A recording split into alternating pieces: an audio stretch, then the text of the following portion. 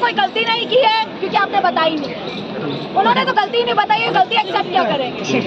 तो हमने कोई गलती नहीं की है। 25 तारीख से पहले हम लोग यहाँ पर सिट इन पे रोज बैठ रहे हैं। आप लोग हमारा साथ दीजिए तब तक जब तक वापस नहीं हो जाता, क्योंकि अगर मैं रजिस्ट्रेशन करवा लेती हूँ या अंडरटेकिंग रजिस्ट्रेशन करवा लेती हूँ या अंडरटेकिंग दे देती हूँ तो मेरे लिए कोर्ट के रास्ते बंद हो जाएंगे। इसीलिए मुझे आप लोगों के साथ की जरूरत है। और ये बात एडमिन खुद जानता है, खुद लॉयर्स बता रहे हैं कि जो ये शोकॉज नोटिस आपको भेजे गए हैं, जो ऑफिस मेमोरेंडम भेजे गए हैं, वो हिटलरी राज का प्रतीक है। और इसके साथ साथ वो बोल रही है अनडेमोक्रेटिक भी है। ऐसा कोई राइट किसी भी यूनिवर्सिटी में नहीं है जैसा वो हम पर थोपने की कोशिश कर रहे हैं। ज्योति तुम संघर्ष करो, हम तुम्हारे साथ हैं। ज्योति तुम संघर्ष करो, हम तुम्हारे साथ हैं। डिमांड कर रहे हैं।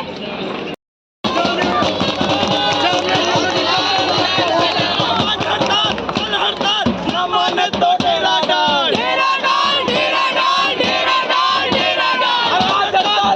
हड़ताल न माने तो डेरा डाल, डेरा डाल, डेरा डाल, डेरा डाल, डेरा डाल। आज हड़ताल कल हड़ताल न माने तो डेरा डाल, डेरा डाल, डेरा डाल, डेरा डाल, डेरा डाल। अभी तो नहीं आई है, अभी तो नहीं आई है, आगे और आई है, अभी तो नहीं आई है। आगे और आगे और आगे और बढ़ाई। Petition for the sitting of disciplinary committee against comrade Saurabh and comrade Jyoti. दूसरा डिमांड है revoke all the show cause notices issued against different students for raising the student voices. Third demand, revoke the office memorandum dated on 29th August 2022 and 29 November 2024 that arbitrarily curbs the right of freedom of expression and peaceful assembly and forming unions in the Jamia Millia Islamia. Fifth demand है revoke the notices that penalizes posters and graffiti making on Jamia walls with a hefty fine of 50,000 rupees. Sixth demand, no further show cause notices shall be sent to any student who gather and protest, exercising their fundamental right to expression, peaceful assembly and forming organizations within the campus. इसका मतलब ये है कि हम लोगों को यहाँ पे अभी और भी है जो कि अभी हम साथियों करेंगे, जिसमें बॉयज हॉस्टल की बात होगी जो कि अल्लामा इकबाल अभी तक बंद है।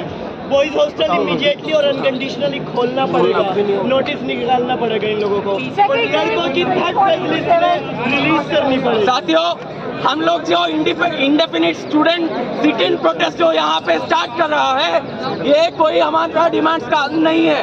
इसका मतलब ये नहीं कि हमारा हक पूरा हो जाएगा, ये हमारे हक को पाने के लिए हमारा लड़ाई का अधिकार हम मांग रहे हैं।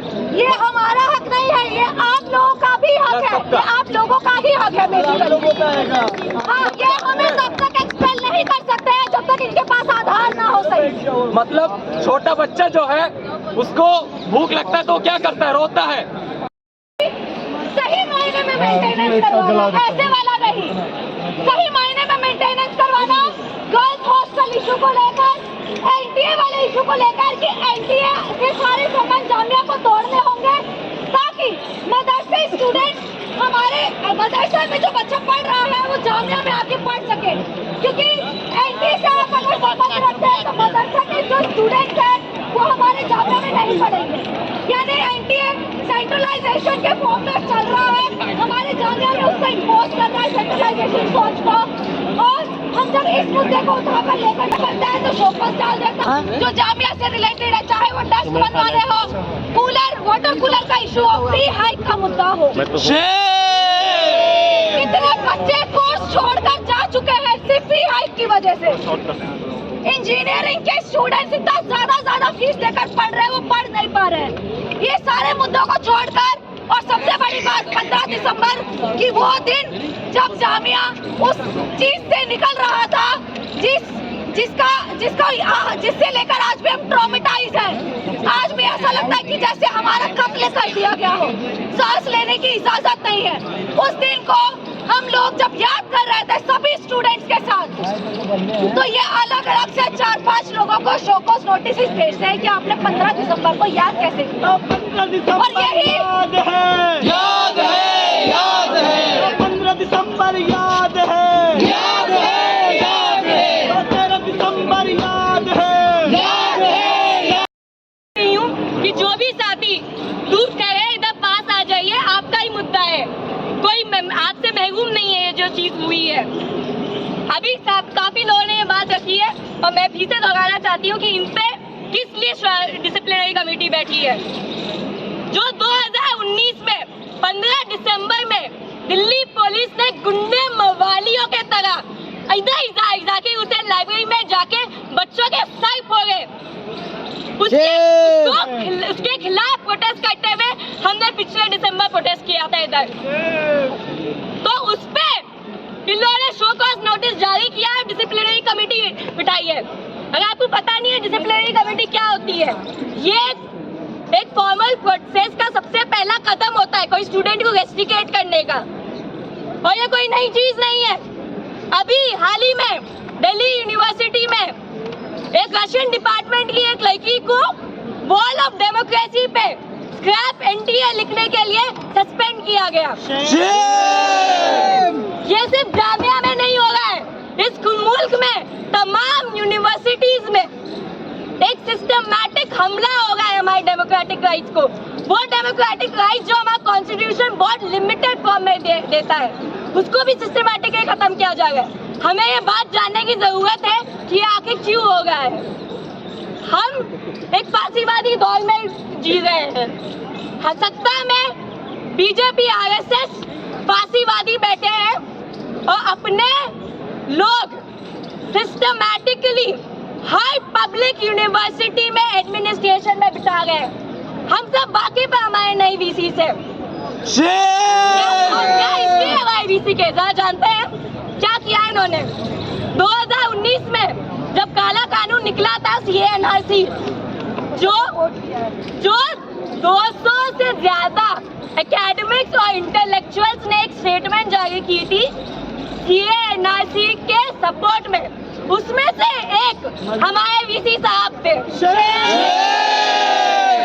ABVP के फॉर्मर मेंबर रह चुके हैं।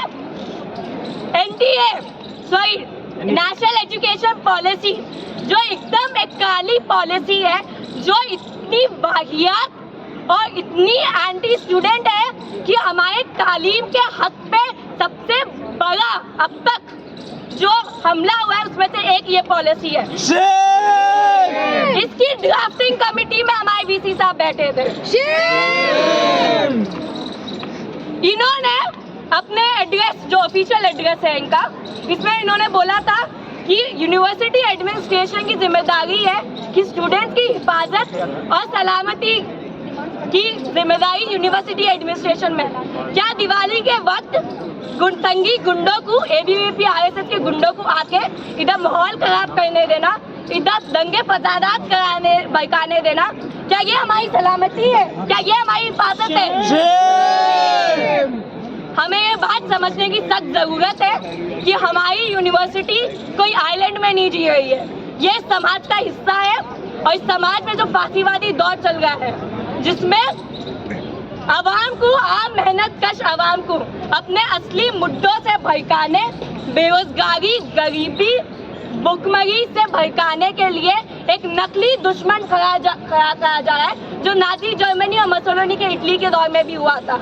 हिंदुस्तान के केस में वो मुसलमान है, और ये जो नकली दुश्मन का दायरा है, इसमें वो शख्स शामिल कर दिया जाता है जो अपनी आवाज उठाता है जुल्म के खिलाफ, और इसमें से अभी साथी ज्योति और सौरभ को शामिल किया गया है। तो ऐसे फासिस्ट दौर में हमें क्या करने की जरूरत है? बस आज प्रोटेस्ट करके इसके बारे में भूल नहीं जाना है, हमें एकजुट होना है अपने असली मुद्दों पर। बस इस फांसीवादी दौर जो चल रहा है, इस फीका परस फांसीवादी दौर को उसकी सही जगह पहुंचाने के लिए तारीख सुखदेव राजगुरु भगत सिंह और अम्बेडकर पेरियार भगत सिंह अरे विशल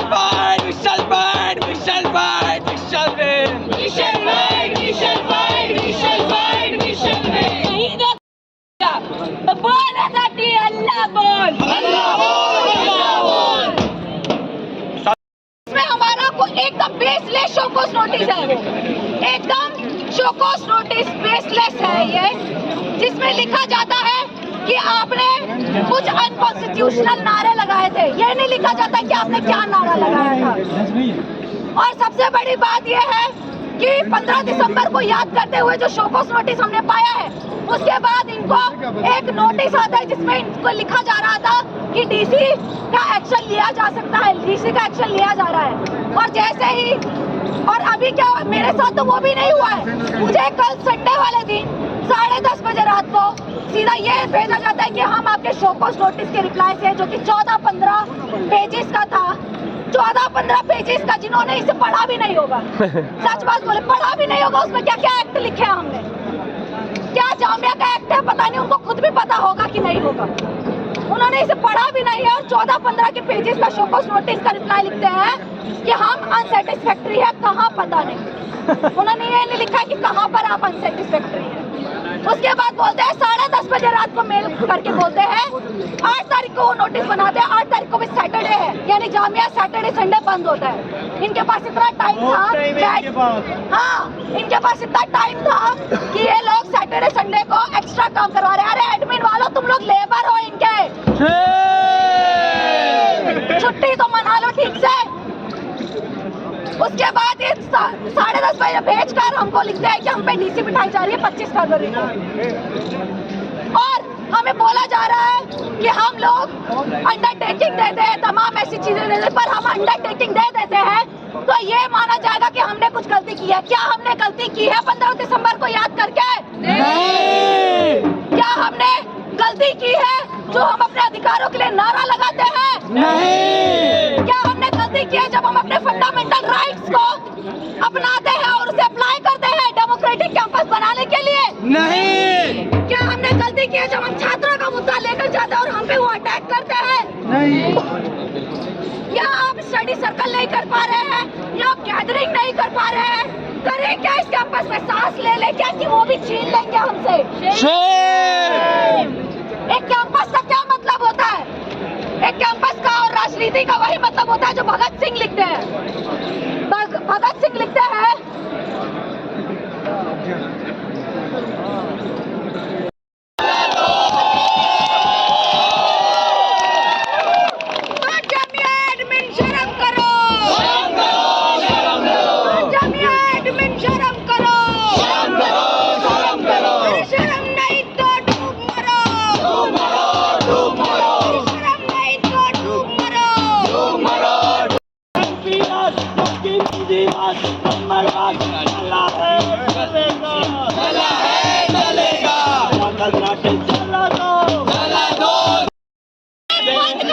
इन्होंने 15 दिसंबर को कैंपस बंद रखा था। ये मेंटेनेंस उन्होंने 15 दिसंबर को की है। साथियों, आप सभी को मेरा इनकलाबी सलाम। इनकलाबी सलाम। I have a dream. I have a dream that one day a state sweltering with the heat of injustice, sweltering with the heat of oppression, will be transformed into an oasis of freedom and justice. मैं जामिया की धरती पर खड़े होकर जब ये बोल रहा हूँ तो इसका एक ही मतलब है, कैंपस डेमोक्रेसी, यानी right of freedom of speech and expression. साथियों, जब हम यूनिवर्सिटी में आते हैं तो हमें यह बताया जाता है कि यूनिवर्सिटी ऐसा एक डेमोक्रेटिक स्पेस है जो हमें डेमोक्रेसी का मतलब बताता है। जो यहाँ पर हमें बताता है कि डिबेट क्या होता है, डिस्कशंस क्या होते हैं और डिसेंट का मतलब क्या होता है। लेकिन जब हम यहाँ पर खड़े होकर बोलना चाहते हैं तो यही एडमिन हमारी आवाज को रोकना चाहता है उसे।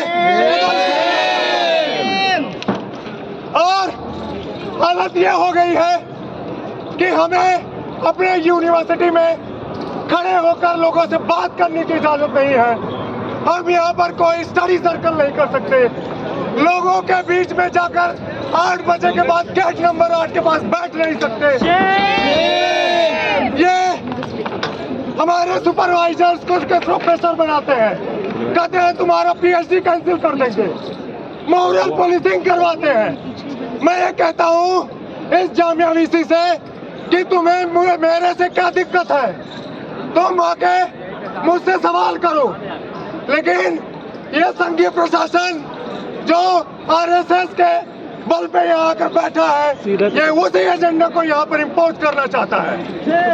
ये चाहता है कि जिस तरह से दूसरे संस्थानों का भगवाकरण हो रहा है, हम जामिया का भी भगवाकरण कर देंगे।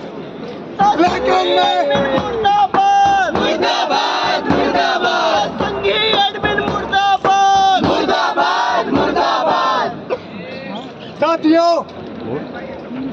आप यहाँ पर सामने मेरे खड़े हैं, इसमें से कोई पॉलिटिकल साइंस पढ़ता होगा, कोई हिस्ट्री पढ़ता होगा, कोई सोशियोलॉजी पढ़ता होगा। आप सभी जानते हैं कि एक रोमन एम्पायर था और उसी के खिलाफ एक स्लेव लोगों को यूनाइट करके खड़ा हुआ, उसका नाम था स्पार्टाकस, जिसने लोगों को यूनाइट करके रोमन साम्राज्य को ढहा दिया। मैं आपसे अपील करता हूँ कि आज हमारी इस लड़ाई में साथ दें आप। जामिया प्रशासन ने जो ऑफिस मेमोरेंडम 31 अगस्त 2022 को और 1 नवंबर में 2024 को निकाला, वो हमारे फ्रीडम ऑफ एक्सप्रेशन को कर्व करता है। 29 अगस्त और 29 नवंबर 29 अगस्त और 29 नवंबर 2022 और 2024 जो ऑफिस मेमोरेंडम रजिस्ट्रार के थ्रू आया, उसके पास ये पावर ही नहीं है। जामिया एक्ट 1988 जो उसको ये पावर देता ही नहीं है कि इस तरह से अनकॉन्स्टिट्यूशनल, अनडेमोक्रेटिक और इलीगल मेमोरेंडम निकाले। लेकिन ये हमसे कहता है कि आप यहाँ पर प्रोटेस्ट कर रहे हैं, आप अपना मेलाफाइड पॉलिटिकल एजेंडा सेट करते हैं। क्या 15 दिसंबर 2019 पर जो जामिया पर एक स्टेट बैक ब्रूटल अटैक हुआ था, क्या हम उसको याद नहीं कर सकते? हमसे ये कहा गया कि कैंपस को मेंटेनेंस करने के लिए